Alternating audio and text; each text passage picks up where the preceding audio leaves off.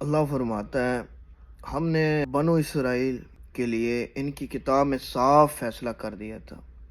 یعنی خدا فرماتا ہے کہ ہم نے بنو اسرائیل کے لیے ان کی کتاب میں صاف فیصلہ کر دیا تھا کہ تم زمین میں 2 بار فساد برپا کرو گے اور تم بڑی زبردست زیادتیاں کرو گے ان دونوں وعدوں میں سے پہلے کہ آتے ہی ہم تمہارے مقابلہ پر اپنے بندوں کو اٹھا کھڑا کریں گے جو بڑے ہی لڑاکا ہوں گے، بس وہ تمہارے گھروں کے اندر تک پھیل پڑیں گے، اور اللہ کا یہ وعدہ پورا ہونا ہی تھا۔ پھر ہم ان پر تمہارا غلبہ پھیریں گے اور مال اور اولاد سے تمہاری مدد فرمائیں گے اور تمہیں بڑے جتھے والا کر دیں گے۔ اگر تم نے اچھے کام کیے تو خود اپنے ہی فائدے کے لیے، اور اگر تم نے برائیاں کی تو بھی اپنے ہی لیے۔